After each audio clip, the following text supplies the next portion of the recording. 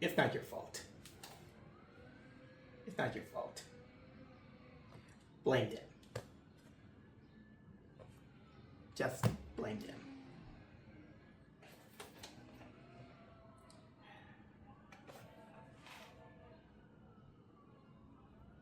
You know what? That doesn't feel right. Give me a second.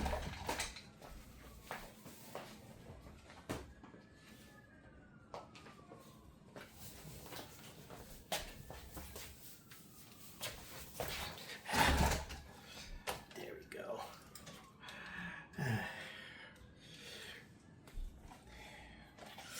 Because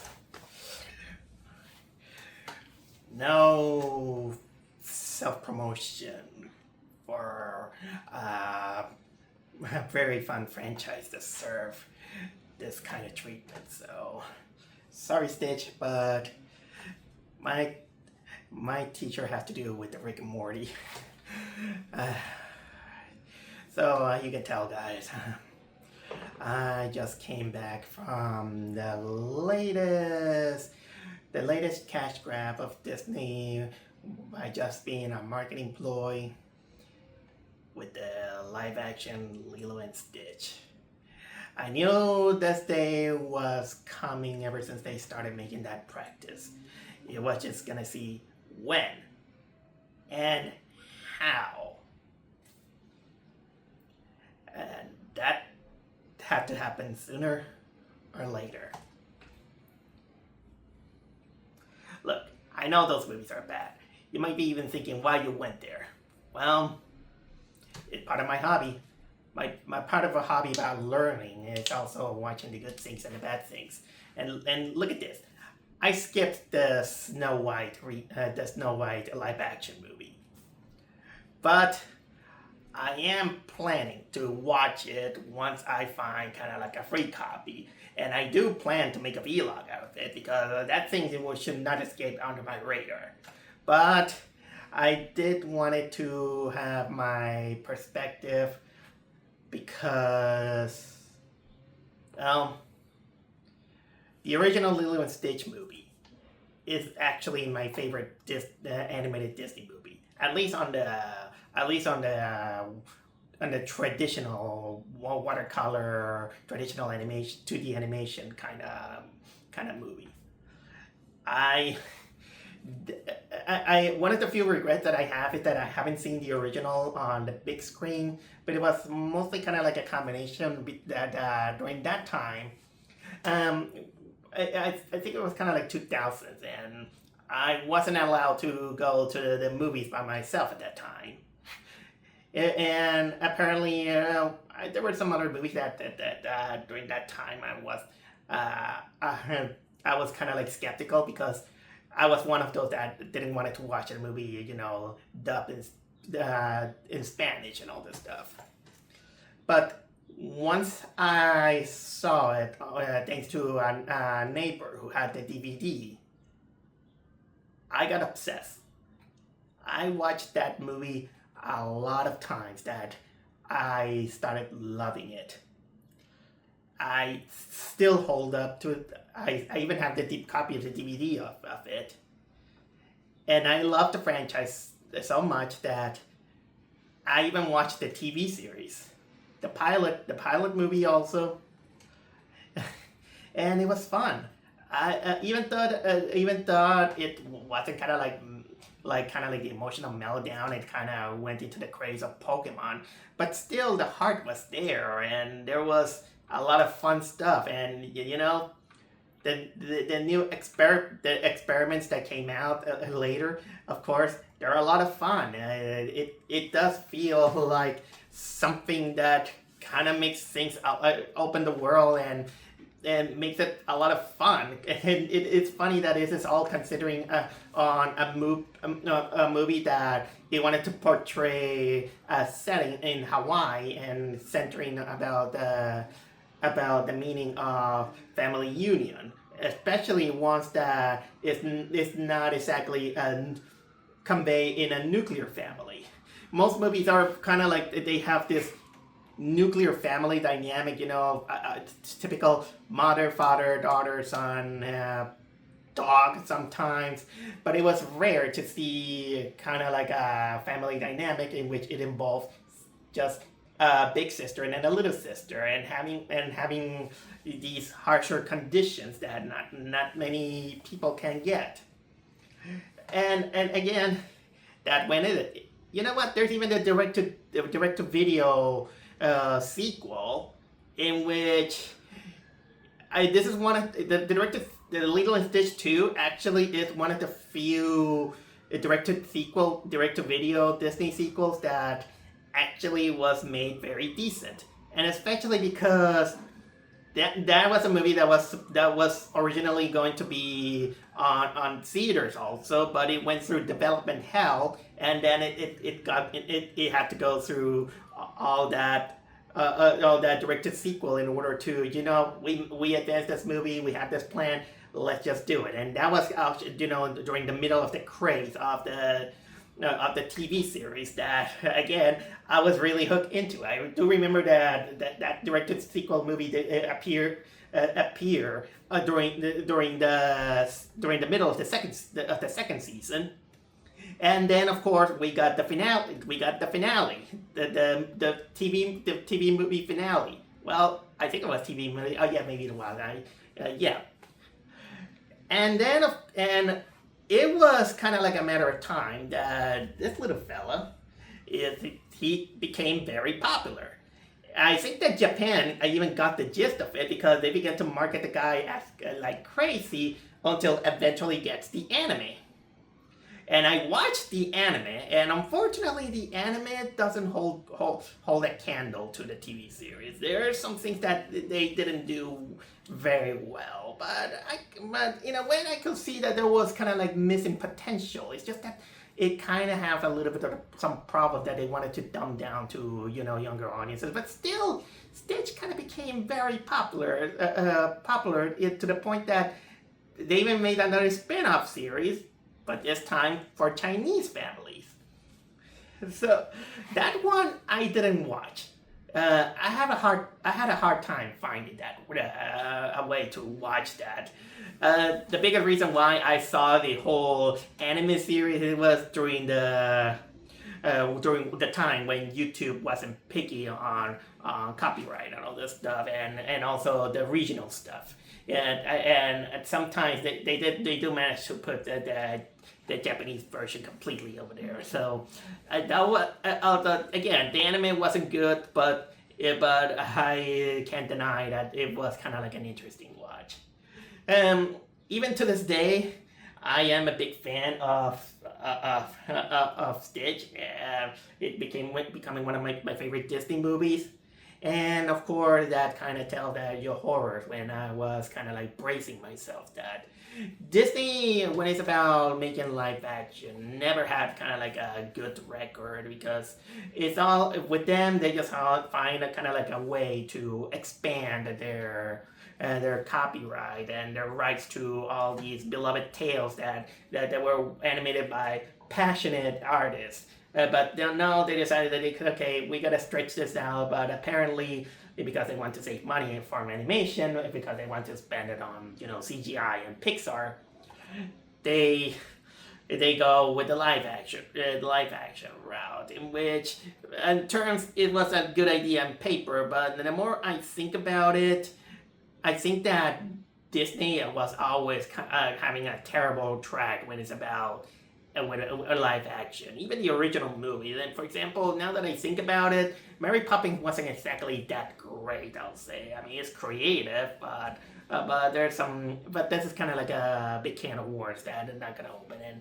And yeah, lo and behold, a lot of the Disney animated movie live action movies based on animated movies.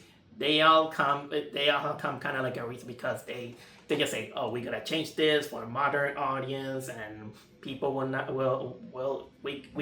want to, we want to keep the beloved but want to update it. It's almost like a firewall or something like that, and if you can tell, a lot of things didn't go well.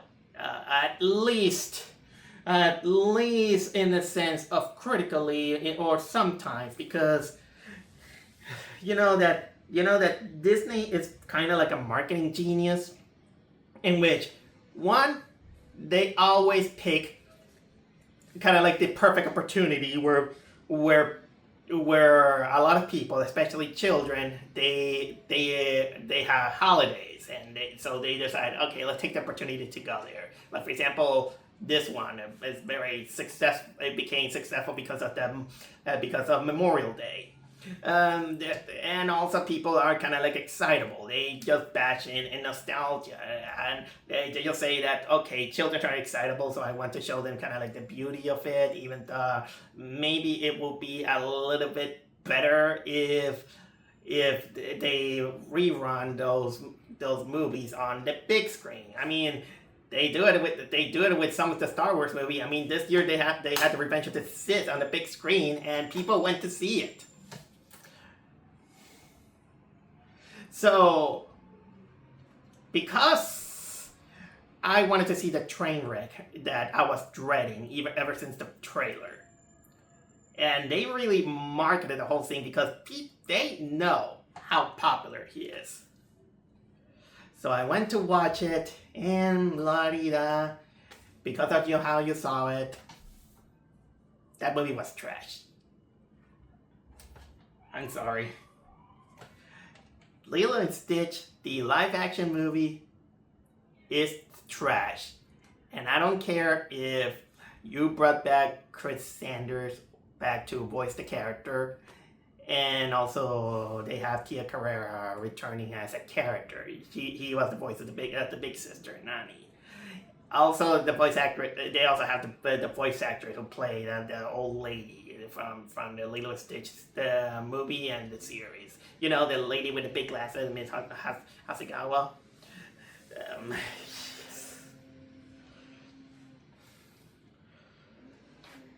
I know that I shouldn't have watched it, but again, I'm pretty masochistic, but it's kind of like one of those things because I want to make some content, at least for make a vlog and kind of make it kind of like a warning. And you know what? I wouldn't consider myself a movie lover if I don't go to see also the bad movies and then learn where did they go wrong, if there could be some kind of improvement, why it doesn't work, and all this stuff. And well, Disney is kind of proven that it can't do that, and because honestly, it's almost every time when they want to, appeal for the younger audience. And for example, I was watching also the trailers, and my God, there's if you want to talk about insulting pandering, watch the recent this Smurfs movie that is coming out, and there was also kind of like this trailer of a dollhouse that it was kind of like the most insane thing that I have seen, and it was so cringy that it was like, this is how people want to treat children to have some fun with it. I'm sorry to say that, but that trailer of that house, it kind of makes the Playmobil movie look like a masterpiece. And the Playmobil movie kind of sucked, but at least the Playmobil movie had something kind of like unintentionally funny that, you know what, I probably want to show it to some of my friends. If I get the opportunity, because that Playmobil movie has it's hilarious in the wrong way. And why am I talking about the Playmobil movie when I'm supposed to be talking about this? Ah, jeez. So, okay, before I go with more of the details about why I hated this movie, is that Lilo and Stitch remake makes kind of sorry about the noise over there. I usually film this on nighttime where there's no activity outside, but I had to do it because I got somewhere else to go. The thing is that the live action Lilo and Stitch movie you can tell that it has a soulless cash grab approach in which it in their very best on trying to modernize it for modern audiences, it really kind of began to miss the point of what made made the original series very charming. It misses that point, and they just kind of feel like nobody want just say that, okay, let's go there, let's have some fun, and we don't care about what other people think and all this stuff. But they're kind of showcasing how much they do so much harm than good, and it harmed me, and I felt it like a knife. But younger audiences, they're not gonna feel like that, because people tend to underestimate the power of movies, not in the sense about the messaging, but also the impact in which when you don't show them movie appreciation in a way. Okay, maybe I got a little bit too deep into this, but it makes a lot of things so wrong, in which it kind of makes me question why people have this necessity to translate animation to live action, which is also kind of like the same thing which I criticize to the critically acclaimed One Piece live action Netflix series. That I had seen no point of making it live action, and I saw parts of the live action series, and a lot of people critically claim it. I don't like it. I didn't like the One Piece live action, and and guess what? I haven't even finished it. I'm still half of it, because there's a lot of things that I didn't like about that one, and then people will say, "Oh, would I like it?" Okay, fine with you. But Dan, how can I? There are so many things wrong with that live action Lilo and Stitch. Okay, let's get on with the whole thing. And you know what? I'm gonna make this spoiler heavy, because this one deserves the bashing that it deserves. For those who doesn't know, the movie basically is about this little fella. He's an intergalactic experiment created by this evil genius alien scientist named Jamba Jukiva. He is codenamed Experiment 626. Because of his destructive tendencies, he's considered an intergalactic threat. So he gets about to be exiled until he escapes, and well, he lands on planet Earth, specifically Hawaii, the island in the United States. And well, the leader, the Grand Councilwoman, decides to send the scientist Jamba, but also supervised by this other alien named Pleakley. They have to go to catch him, but at the same time, well, in order to escape those aliens, Stitch poses as a dog, and he lets himself adopted to this little girl named Lilo, she's this little girl who is kind of eccentric. She a little bit of a troublemaker, but she's lonely. She doesn't have any friends because, well, in the terms of at least the animated movie, she's eccentric. She is awkward sometimes. She's a little bit of a troublemaker, but it's mostly because she kind of wants to call for attention. But she's very eccentric. But her heart is in the right place because she has big family values. But of course, she's having kind of like trouble because there's also she's under care of her big sister who she takes care of her almost like a maternal figure because her parents are dead and they are not exactly in the best financial situation. And of course, the social workers are they're just trying their best to say that they need to be financially stable or else they're gonna take Lilo away to an orphanage. So in a way, the meeting of Lilo and Stitch, they kind of became like a what was it called? It was fated to encounter each other. Two characters that are a little bit too different between each other, but also they could understand each other. And well, mostly the movie also showcased that the Stitch is going through his destructive behavior, but at the same time begin to doubt, if destruction is what his worth is it worth it? And he begins to come up with his own existential crisis, and that kind of become the movie kind of have a lot of layers. Of course, that it has some of the pretty stuff, like for example, you see the imagery of Hawaii, a little bit of their culture, and sometimes even their anti-culture sometimes, but in a subtle way. Although not exactly kind of like in your face, like that South Park episode. Oh, that South Park episode in which Butters and Kenny goes to Hawaii, and the natives are actually kind of this rich people with those I think it was called Mahalo cards. I don't remember, but that was a very funny episode. but that's the gist of the whole premise. And as much as I told you the premise that sounds great, one other thing is the execution, because the thing about all these Disney live action movies, for the most part, is that all of them are basically carbon copies of the original, except that they want to modernize it. But there's basically almost like no reason to exist except becoming a kind of like a carbon copy. And sometimes when they sometimes change it for the worse, because they have no appeal to it.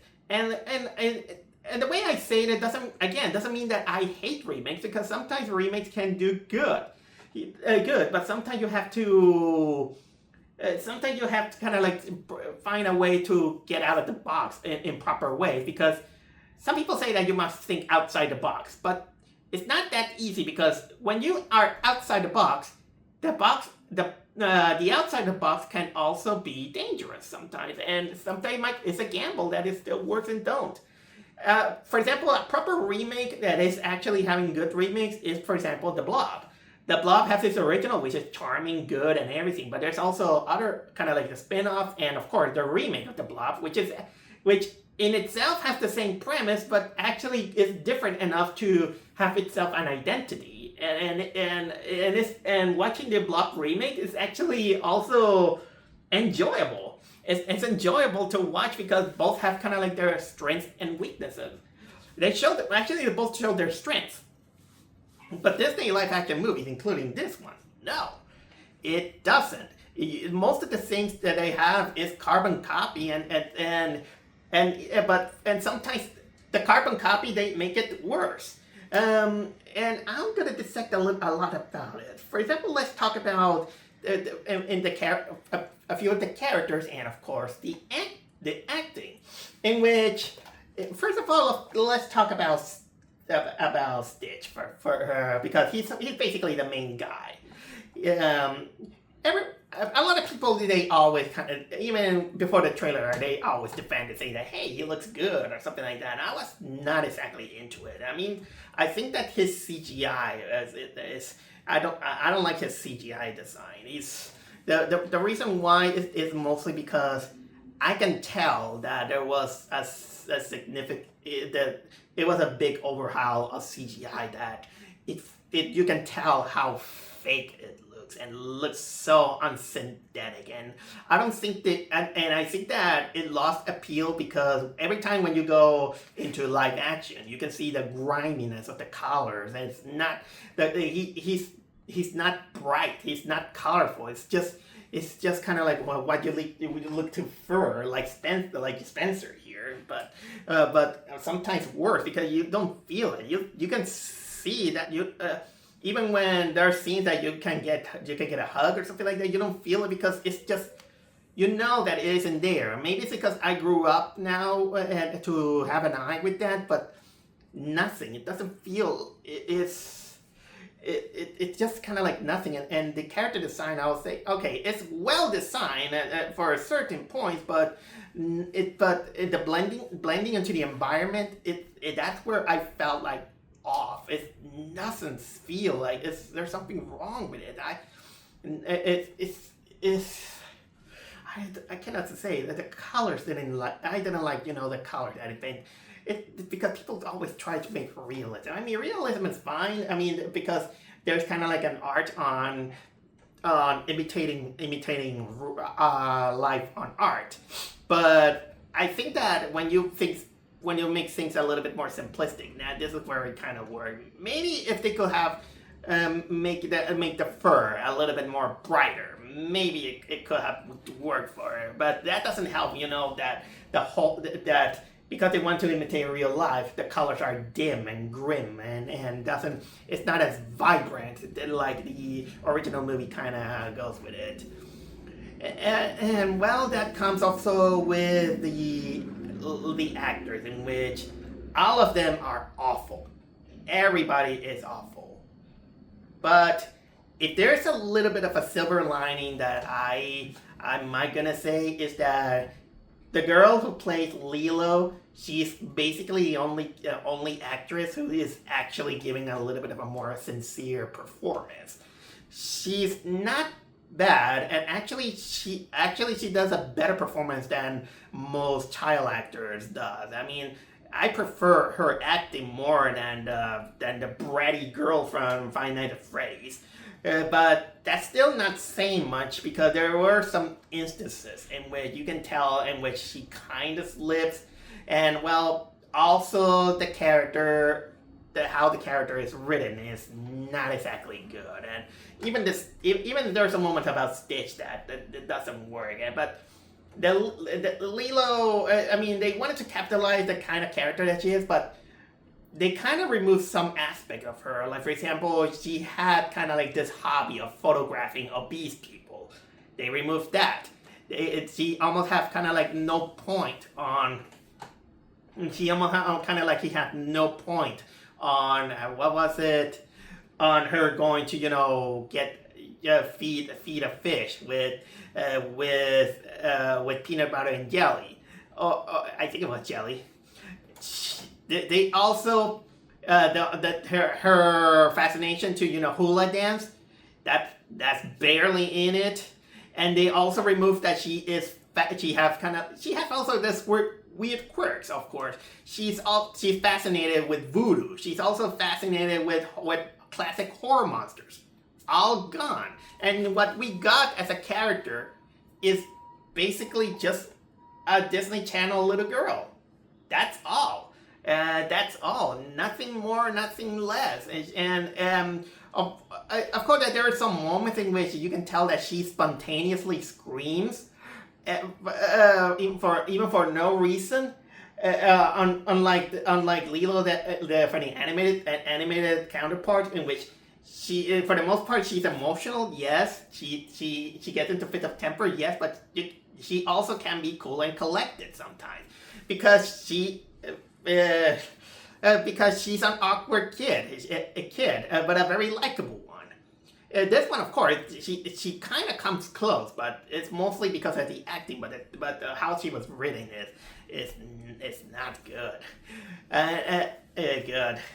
Oh yeah. Going back to Stitch.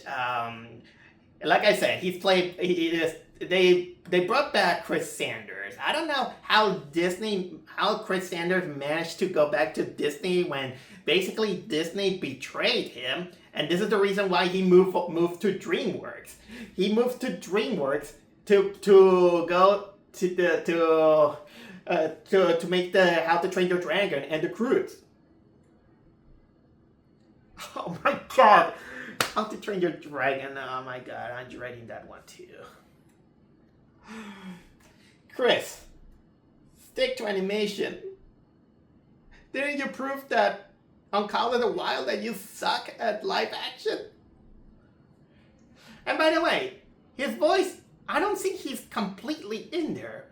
And the reason why is because I did notice that most of his dialogue are recordings. Some of them were recycled recordings of him. There were some few new lines here and there, but you can really tell when you can hear the original Chris Sanders and the current Chris Sanders, because over the years, I don't think that he can keep up with the Stitch voice for this long. Continuing on with the actors, in which all of them terrible. The woman who plays Nani. she's supposed to be the big sister, but most of the time she sounds very frustrated, and the actress really tries a very, very tacky Hawaiian accent. And this is because, well, the actress is from the Philippines. I don't have kind of like a concrete pickiness when you choose an actor playing kind of like a different ethnicity or something like that, because that's the point of acting is you have to fit with the role, like and it's almost like a cuisine or something like that. But the way she acted, she was pretty wooden, and the moments in which she needed to have an energy, you can tell that her insistence of keeping a Hawaiian accent really kind of gets in the way.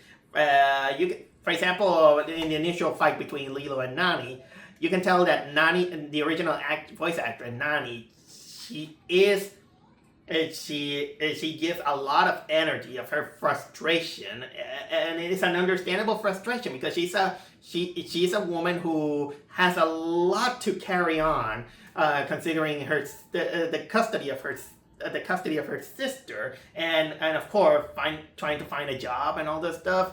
The live action movie wanted to add things that she had to give up her dream to go to college for a marine biologist job, but that's nothing. And most of the time, every time she goes like that, angry, she sounds more frustrated than feeling that the world is heavy around her. And unfortunately, also the movie began to have fault that they wanted to expand a little bit more of her social circle, in which that really doesn't work well. Oh yeah, and by the way, like I said, I did say that the voice actress of Nani, she is in the movie and she plays the social worker. And it's the typical social worker that you see in almost every single movie, and it's kind of like tiring because most social workers are these kind of women that you see on the force and all that stuff. And while it is fine and good, it felt kind of like pointless, and that is because in the original movie, at least they wanted to make it kind of like an odd thing in which the social worker is none other than this big giant guy named Cobra Bubbles. And in a way, with him being a social worker, that kind of makes the whole situation odd, but at the same time very funny. And he was so badass that he was awesome. Of course, he was voiced by Big Rhymes, and he was always awesome. But having this big, so because they wanted to diversify a lot of things, does that mean that they have to remove Cobra Bubbles? Of course not. Cobra Bubbles then becomes a non-character, in which it is this other guy who is a CIA, which kind of ruins the big plot twist on the original movie. But he's just kind of like a dare that you could easily remove him out of the movie, and he's not badass like the original Cobra Bubbles. This time it's this guy who is bald, and he has a mustache that the first time I see him, I thought that he was Eddie Murphy for some reason. And then we got David, Nani's boyfriend, in which, while he doesn't appear too much into the movie, he's more kind of like secondary. You can tell that he was a pillar of the family dynamic as the boyfriend, in which Nani basically has an on and off relationship, but it's mostly because she's under the pressure. But David is kind of like the cool guy that you like to hang around, and he becomes even supportive, emotionally supportive when they need it. Like, for example, he helped Lilo and Nani remove their stress by going to surfing, and at the same time, he helps Nani, find a job for when everything goes down. So Nani's kind of like the sweetest guy you can even find. But this time, no, he's just there just to say some quippy lines, and nothing substantial happens. And all of this is because they added that he lives with his grandmother or mother, whatever, which is a new character, a character named Tutu. And she's just basically like every, you know, neighboring woman's sitcom. And that's the point, is that not you. Is that for a movie that they wanted to they think that they have to minimize the stakes by saying that, okay, you can also count with your neighbors. No, you can't work like that. David was sufficient, and this woman who actually, she basically Thorndike's some areas of Nanny. For example, she's the one who actually accompanies Lilo getting the dog. No, that's not how it works. And then, of course, some the worst aspects also of the movie: Jumba and Pleakley. The evil genius and of course the Earth fascinated guy who's goes there. I mean, I'm gonna also straight that the alien designs are really bad. They really look like the Star Wars. Actually, worse. All the aliens, and that includes Stitch. They all look like the alien Star Wars that were CGI and introduced during the special editions. You know what? That's the perfect description of this. The aliens look like the aliens look like the worst aspects of the 90s Star Wars special editions. You know, like where they started singing all this stuff. Eesh. You can tell, and because they wanted to imitate real life. This is why they have grimy, shady colors that it's not vibrant. And sometimes it kind of gets boring. And to make things even worse, they have Jumbo. One of the surreal humor and also likable quirks that this movie has is that Jumbo and Pleakley, when they go to Earth, while they stay hidden, they also blend in with very tacky, obvious, over-the-top disguises. And, well, the people are like, kind of like, they don't know better or something like that, or they're just like, I don't care. People will complain about this, but, you know, when you think about it, that also kind of brings a little bit of a quirkiness and humor of the character. It makes the world, well, a little bit dumber, but also at the same time very likable. But no, apparently because they wanted to save money for their CGI, instead they have this kind of like ear pod machine, and then they turn into humans. And most of the movie you see them in a human form, and that is disgusting. They took one of the worst aspects of that movie that I didn't see, but I know that it's not good. You know, Harold and the Purple Crayon. I didn't see this movie, but I knew that it was gonna be bad when you have animal characters, fantastic animal characters, turn into humans. I don't know. This is a stupid thing because it's a very egomaniac, narcissistic way to showcase the actor's face. And of course, the guy who plays Jumbo is none other than Zach Galifianakis, in which I have not much of a good credit on him. And Pleakley, my God, oh my God. And you know what? Both in voice acting and acting, they both suck. People are giving praise to Pleakley, saying that he was fine, but no, he doesn't. He sounds like a normal person instead of. Kevin, something like that. One of the kids in the hall, in which I saw that movie that they had, and actually it was weird, but it was fun. But it really, you know, there was a personality on them. Like for example, Pleakley in the original series and even in the anime series, they have given a personality. You know, I always sound like this. You know, a little bit geeky, but. Well, that's my character. Or Jumba, which, bless your soul, David Duncan Steyer, you know, gave it kind of like this phony Russian accent. Yeah, you know, so I go sound like an evil genius. It was a charming voice, but now Zach Galifianakis, whatever he is, he gives out a very phony, normal accent that For some reason, I thought that he was Michael Pena for some reason. and there was no charm into it. And even the Grand Council woman, there was some aspect in which they tried hard on that.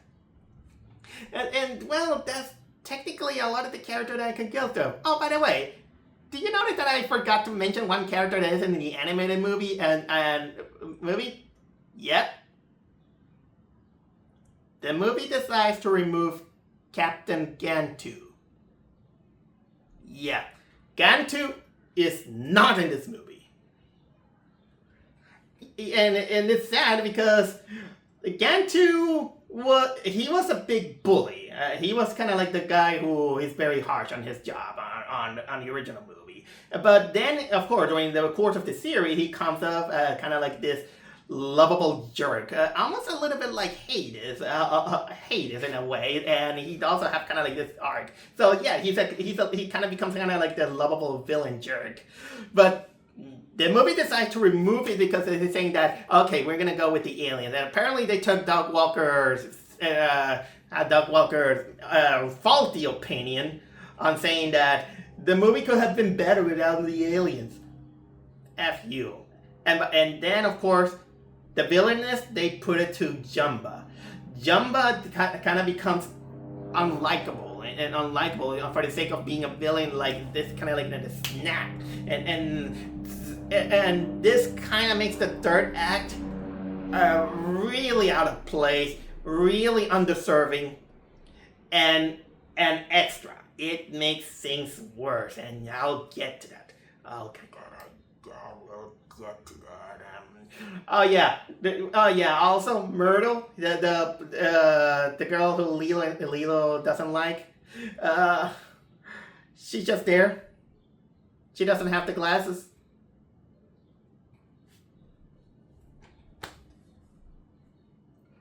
Okay. Technical points.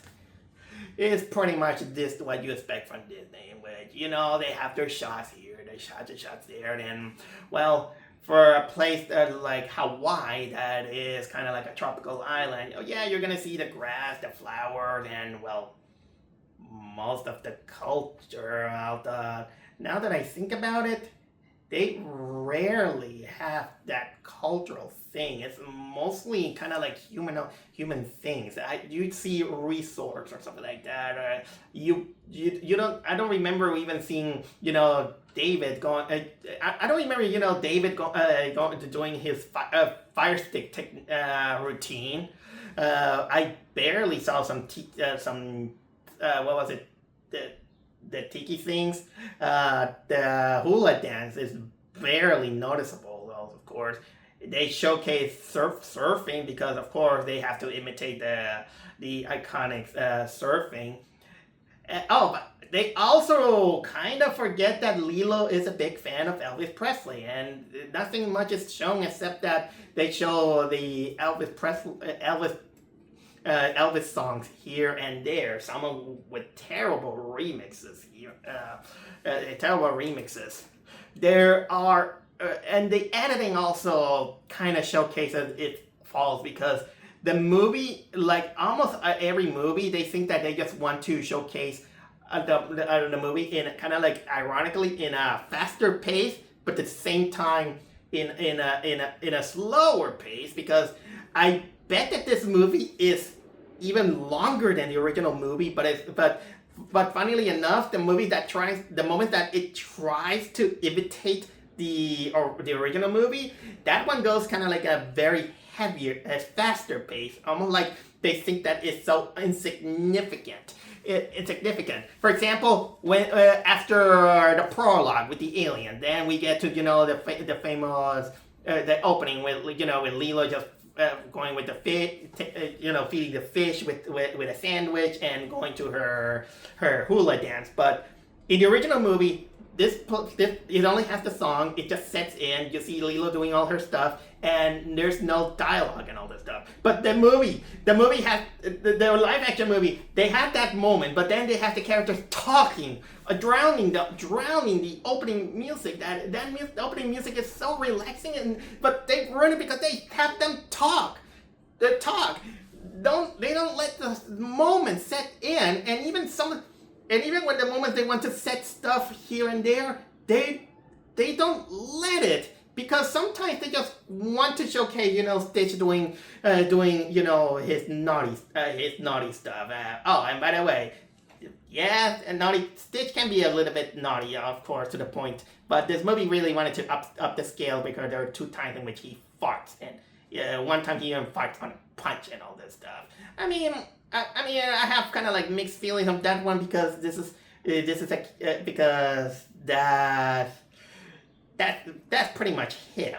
All the toilet humor, something like that. And for the worst aspect also is that the with the pacing of the movie, it also kind of misses the point, and that makes things kind of flow unnaturally, because the moment Lilo and Stitch meet, there is not a gradual getting to know each other thing. It's almost like then later, in a few minutes, Lilo and Stitch finally become kind of like best friends in a way. And it's because for the most time, Stitch, in the original movie, Stitch, during the most of the movie, he's reluctant to stay with Lilo. He tries to get away. But of course, then he realizes that Jumbo and Plickly are on his watch, so he reluctantly stays. He tries that, but then of course and it's just kind of like a slow progress in which he begins to warm up to her, and then to the point that he gets his existential crisis. His existential crisis, that is when he finds that I have nothing else to destroy, because that was his purpose, and it makes it worse because it also doesn't hold kind of like the element where Stitch finds the story of the ugly duckling. There is no ugly duckling in this live action movie, and it makes the whole thing gone. But of course, they wanted to cement that. Of course, Lilo and Nani they don't have parents, but they're nowhere. Absolutely. Okay, they weren't there in the other movie, but it's just nothing. And even the picture, which they sounded important, guess what? We never see that picture. We see glimpses of it on the original movie, but in this one, that picture, no. No. And by the way, the movie also turns a little bit materialistic when they kind of make this picture kind of so worth it, to the point that it's worth risking your life. I mean, at least in the TV series, they had an episode with the picture, and that one they executed better. So yeah, the whole gradual thing, and without the ugly duckling, it feels the whole thing kind of hollow. And speaking of which, also, the whole thing, ohana, feels kind of like tacked on. For example, there's kind of like even the most subtle moments kind of makes the movie kind of like better. For example, there's this. Here's the kind of like a good difference. In the original movie, Nani had enough of Stitch being destructive in the house. She wanted to throw him away, and then Lilo is like, "Hey, what about ohana? You know what the ohana means? Ohana means nobody left behind or forgotten." That moment when the ohana word was mentioned, Nani, because she knows she has a character, she in the original movie she stops. She stops to think, to listen to Lilo, and then it's like, okay, I think so, yeah.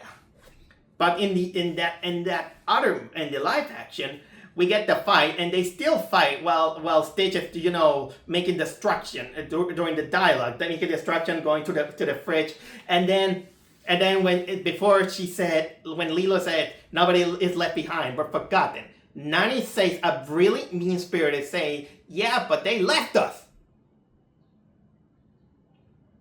I'm not kidding.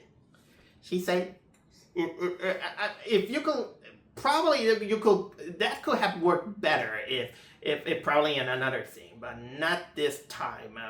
Not this time. This is when you wanted to cram up a little bit too much. They want to cram too much, but they understand so little about about why that movie was very special for a lot of people, including myself. And yes, and then get me started. That the movie has tried hard in their humor, which is kind of like the typical Marvel humor, and none of the jokes kind of like work. Almost none of them. Not even the Stitch antics kind of feels it kind of feels like something funny. But that again is because people obviously are gonna like Stitch because everybody loves him and no questions asked. And then of course come with the third act, in which this is where things takes a nosedive, in which because there's no Gantu, they have Jumba become kind of like this villain out of with a snap. And even when you wanted to have an excuse that he has a story arc in which he's also misunderstood and all this stuff, it doesn't work. It doesn't work because it doesn't feel earned. Even in the last movie, people can complain about it, but actually, even Jumba has a hidden arc in him because he is the evil. He's the evil genius. He has a big ego, but at the same time, they humanize the character by when he observes Stitch because he's an evil genius, and you can tell that he's proud of it. He has a big ego, and he's proud of it. He's proud of his experiment to the point that he's basically like his son.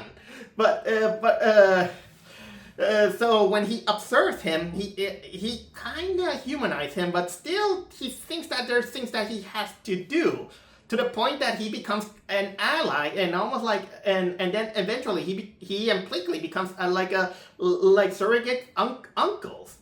Oh, and by the way, it's coming back to the tacky costumes of Jumba and Pleakley.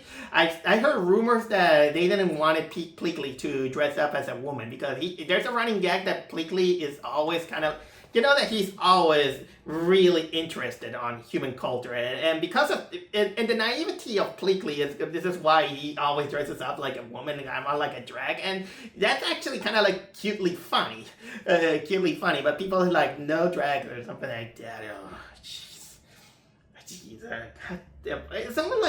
it's almost like whenever they tell Disney to not overstep some boundaries, they have a way to step back cynically. And going back, because Gantu is out, Jumba becomes out of nowhere evil. Oh, and here is something kind of quote unquote cute because we need more of that.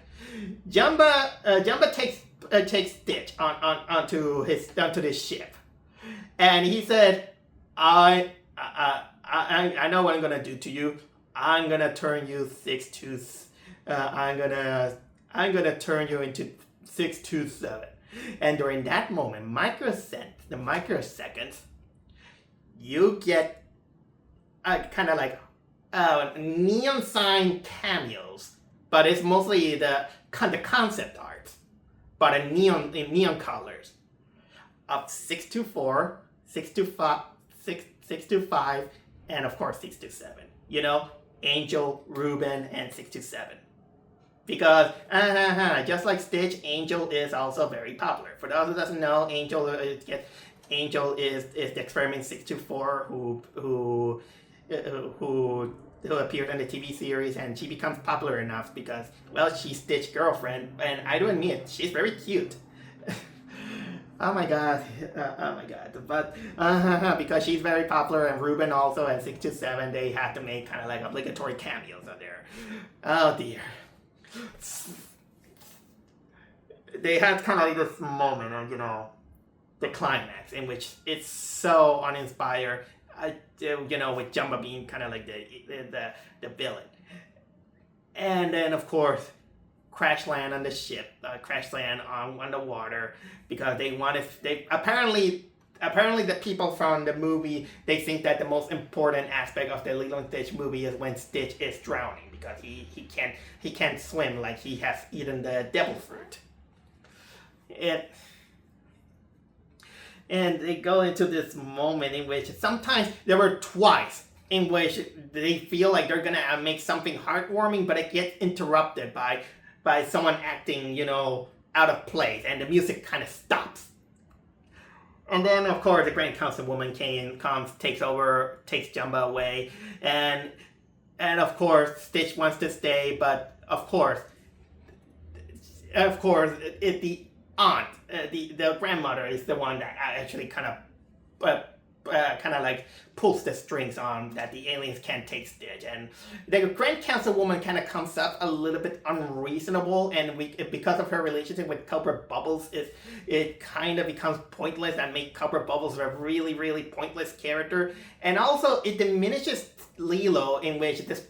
Because here's the thing, Lilo, despite being a 6-year-old, she's actually kind of like smarter than any other child, and she actually comes with a clever way to persuade the aliens to keep Stitch by she plays with their cards, and she was smart.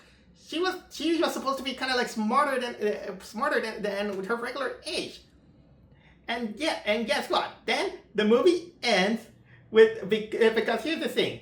When Lilo almost drowns during the surfing scene because of Stitch, they apparently thought that it was important that she was going to be hospitalized, and she starts playing with an MRI. You know what? That part gave me a small chuckle because when they mentioned the MRI, I started thinking that it's the same machine in which we see one of the worst death in Final Destination Bloodlines. But here's the thing. Because they needed something to cover the medical expenses, then they decided that the government, Nani had to relinquish her custody from Lilo to the government. So to pay the medical expenses. And not only that, they managed to do that, but also they Nani decides to quote-unquote abandon Lilo because she drops her to her neighbors, Miss Tutu and David. And she started living, of course, with Cobra and Pleakley. They decide to drop her so she can finish her college. So she even goes on a play. But that's okay. They can see each other because during the climax, Stitch managed to steal from Jumba a portal gun. By the way, there's a big lack of alien gun in alien technology on this movie. And they play the hunk of burning love theme, and that movie really, the more I still think about it, it really pissed me off. How something that has come from one of the most lovable franchises turned into this. This movie makes the anime, which I said that is bad, looks legit, because even with the anime faults, it actually kept some things that are interesting. Even that, because here's even the thing. Ohana means family, nobody leaves it behind. That's something that is stuck on my head because of the movie. Even the anime has this other quote, which is "Ichariba choide," which means we meet, we're friends. And while the anime has terrible execution, and the main character that takes care of Stitch, Yuna, holds no candle to Lilo, there were some interesting elements. But you know what? Even though I made this rant, I am at fault on watching the movie. I needed to make some content, but this is, of course, not good. For its credit. So, for its credit, again, there was they wanted to make something. They wanted to, keep the franchise alive. But I think that even if they wanted to make it kind of like live action, maybe it could have worked. Here's some things that how can a live action Lilo and Stitch could have worked. For starters, don't make it a carbon copy of the movie. It doesn't need it to be a carbon copy. And even if you kind of wanted to understand the elements of the movie, have it kind of like a different approach. Not kind of like just because the anime series has this, you have to put it there. You try to make kind of like, again, out of the box. You can make something similar, but at the same time different to make it feel fresh. And again, the example, like I said, like the Blob, or other examples. For example, the Fly, or what was the Thing? The Thing. Many people don't know that the Thing, the original Thing, it was very different from the Thing, the one that we know and love, the one with the John Carpenter movie. Okay, I know there's a third Thing movie, but that one many people kind of forget.